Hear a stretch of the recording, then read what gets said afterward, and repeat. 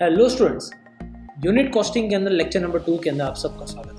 आज हम लोग जो बात करने वाले एक सम को देखने वाले, एक सम बेसिक सा सम है जिसके अंदर हम लोग फॉर्मेट के बारे में बात की थी इन द प्रीवियस लेक्चर। आज हम लोग उस बेसिक सा सम के अंदर फॉर्मेट के अंदर डालेंगे सारी चीज़ें और रख देंगे। हमें ये पता है, थोड़ा बहुत रिकैप कर लेते हैं हमारे पास होता क्या क्या है। देखो, यूनिट कॉस्टिंग मतलब एक पेन, एक मोबाइल, एक टीवी, एक रेडियो, एक यूनिट की कीमत तुम क्या जानो, उसका हम लोग आंसर दे देंगे कि हमें कितना पता है। तो उसके बारे में हम लोग बात करने वाले हैं। तो यहाँ पे जब मैं यूनिट कॉस्टिंग के बारे में बात कर रहा हूँ तो हमारे पास खर्चे कौन से होते हैं। पहले खर्चे जो होते हैं वो डायरेक्ट खर्चे होते हैं। डायरेक्ट खर्चों के बाद आता है फैक्ट्री का खर्चा, फैक्ट्री ओवरहेड। इनडायरेक्ट खर्चे को ओवरहेड बोलते हैं। फैक्ट्री के बाद किसका आता है? ऑफिस का आता है। ऑफिस के ओवरहेड के बाद सेलिंग एंड डिस्ट्रीब्यूशन का खर्चा आता है, ओवरहेड आता है। और उसके बाद जो हमने प्लस माइनस किया प्रॉफिट एंड लॉस का, उससे हमें मिल जाते हैं सेल्स की फिगर। ये हमारी एक पाइपलाइन होती है जिससे हमें पर यूनिट की कॉस्टिंग में मिल जाती है और टोटल ओवरऑल कॉस्ट भी मिल जाती है। डायरेक्ट खर्चे के अंदर तीन चीज़ें आती है। मटेरियल आ जाता है, वेजिस या तो फिर हमें उसे लेबर बोल देते हैं, और एक्सपेंसेस आ जाता है। फिक्स फैक्ट्री ओवरहेड्स या तो सेलिंग डिस्ट्रीब्यूशन ओवरहेड या तो फिर ऑफिस ओवरहेड, ये तीनों तीन के अंदर फिक्स कॉस्ट भी होती है और वेरिएबल कॉस्ट भी होती है। क्वेश्चन के अंदर दिया हो, पर ये सारे के सारे कौन से होते हैं? वेरिएबल ही होंगे। तो ये हम लोग को दिमाग में डाल देना है। उसके बाद हम लोग को सम को करना है।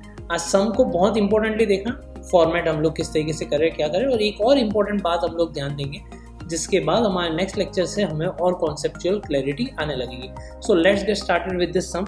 ये एक सम है जो यूनिवर्सिटी में काफ़ी टाइम पूछा गया है। अब आपके बुक के अंदर भी ये सम हो सकता है, 29 नंबर का सम है। बस खाली ध्यान रखना है, यहाँ पे जो अमाउंट है वो इतनी है, वो खाली प्रिंटिंग मिस्टेक है। ये वाली अमाउंट मत देख लेना, वरना हो जाएगी गलती बरा, तो फिर आपका आंसर होगा नहीं take.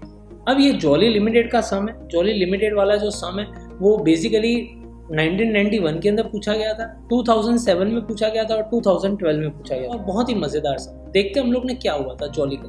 The following particulars are obtained in the books of Jolly for the year 2010 के अंदर। प्रोडक्शन और सेल्स उसने 1500 यूनिट किए थे। मतलब 1500 यूनिट ही बनाए और 1500 यूनिट ही बेचे थे। ये प्रोडक्शन हुआ था, सेल्स हुआ था। मैं सबसे पहले 2010 के अंदर नीचे जा, कॉस्टेड फॉर द ईयर 2010। हमने यूनिट प्रोड्यूस किए थे 1500 और सोल्ड यूनिट्स हमने कितने किए थे? 1500 ही किए थे। तो हमने 1500 यूनिट खरीदे, 1500 यूनिट ही बेचे। इसमें हमने कोई चेंज नहीं किया था। अब आगे जाते हैं क्वेश्चन में। डायरेक्ट मटेरियल का खर्चा उन लोग का था 2,01,000 रुपये का। तो चलो ठीक है, डायरेक्ट मटेरियल मैंने लिखा हुआ है 2,01,000 रुपये का खर्चा, ये हो गया। फिर उसके बाद बोला हुआ है डायरेक्ट लेबर 1,27,500, मैंने डाल दिया डायरेक्ट लेबर 1,27,500। फिर उसके बाद बोला हुआ है डायरेक्ट एक्सपेंसेस जो हुए थे वो हुए थे 18,000 रुपये के, और कोई प्रिंटिंग का, पैकिंग का कुछ डायरेक्ट खर्चा हुआ वो था 18,000 रुपये का। मैंने डाल दिया 18,000। अब मुझे क्या करना है, यहाँ पे इन सबका तीनों का टोटल कर देना, तो 6500 हमारा आंसर आ गया। फिर उसके बाद हम लोग आगे जाते हैं। मैंने यहाँ पे पर यूनिट वाली जो कॉलम है अभी के लिए छोड़ दिए। हम लोग देखते हैं इसका क्या करना है।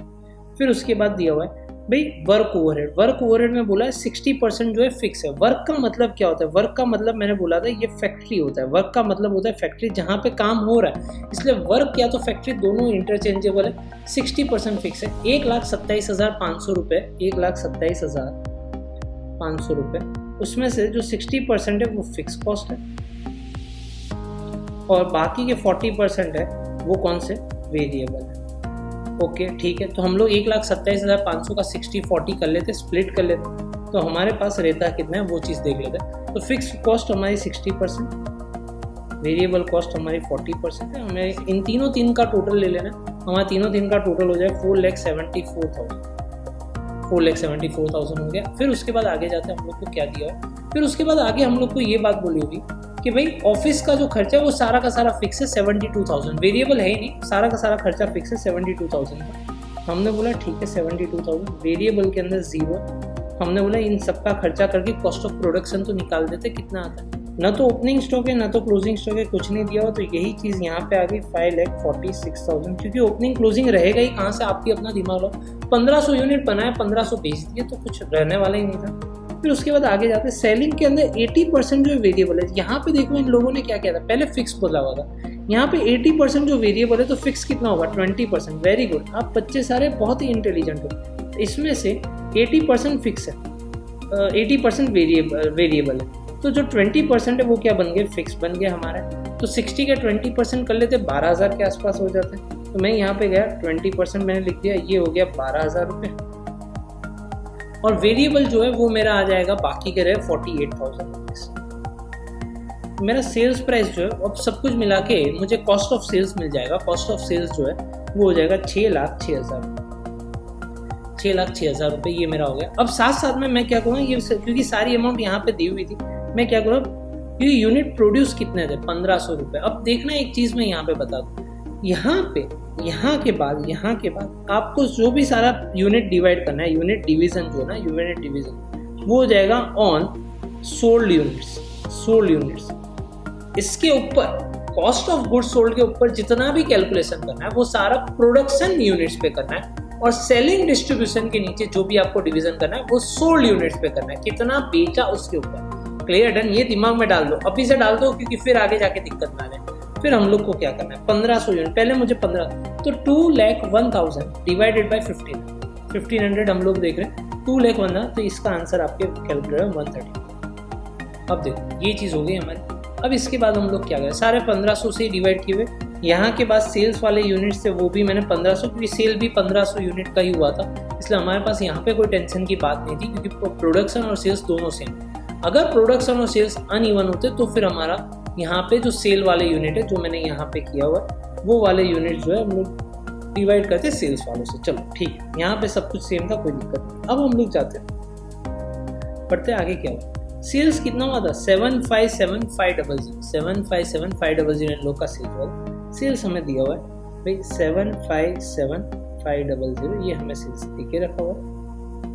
तो मैं 757,500 उसको डिवाइड कर देता हूँ, इसको डिवाइड कर रहा हूँ 1500 रुपये से।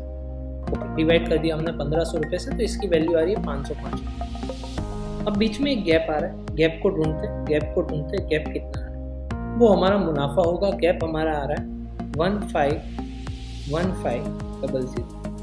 ओके, 1,51,500 का गैप आ रहा है। उससे भी हम लोग 1500 से डिवाइड कर लेते, तो उसका आंसर आ जा रहा है 101, 101 रुपया हमारा मुनाफा। ये भी आप स्मार्ट वर्क से ढूंढ सकते थे अगर 505 माइनस 404 कर दिया। ये सिंपल सी बात है, पहला टेबल है ना सिंपल बन जाएगा। जो पहले टेबल में जितनी भी चीज़ है, जो भी चीज़ें आई, वही चीज़ें आपको क्या करते हैं, नीचे कॉपी पेस्ट कर लेनी है। मैंने दूसरा नीचे का एक टेबल बना दिया। ये 2010 की बात थी, अब हम लोग 2011 की बात करेंगे, उसमें क्या क्या चीज़ें हो रही।